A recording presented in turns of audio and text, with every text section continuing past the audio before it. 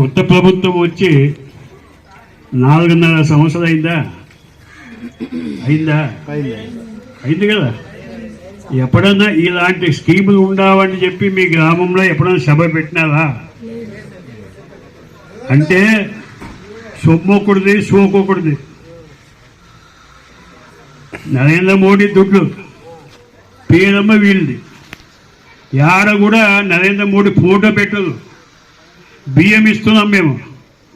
ఆ బియ్యం ఒక బండి వస్తుంది, అక్కడ ఎక్కడన్నా నరేంద్ర మోడీ ఫోటో కనబడుతుందా?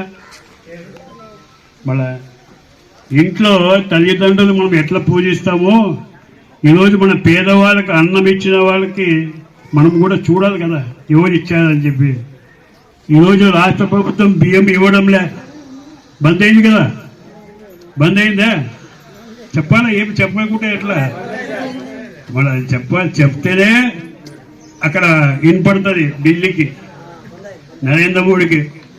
ఈరోజు నరేంద్ర మోడీ ఎందుకు ఈ కార్యక్రమాలు చేపట్టారంటే ఆయన ఒక పేద కుటుంబం నుంచి వచ్చిన వ్యక్తి.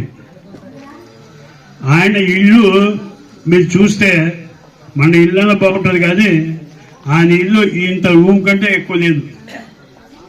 ఒక ప్రధానమంత్రి ఇల్లు ఎట్లా ఉందంటే ఇంత చిన్న ఇంట్లో ఆయన పెరిగాడు.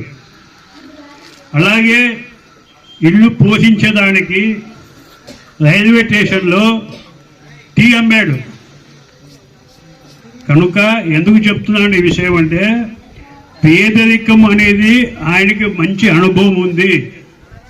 ఈరోజు పేదరికంలో పేద ప్రజలకు ఏమి అవసరం? ఆరోగ్యం అవసరం, తినడానికి తిండి అవసరం, ఉండేదానికి ఇల్లు అవసరం.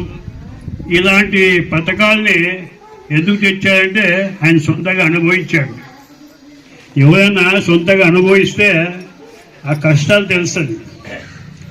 ఈరోజు ఇంత పెద్ద భారతదేశంలో మారుమూల గ్రామం, ఎక్కడైతే పోవడానికి కూడా రోడ్ లేదు, అలాంటి గ్రామం కూడా ఈరోజు రోడ్డు వేపించి ఆ రోజు ఈ స్కీములంతా ఆ గ్రామానికి పంపించడం జరిగింది.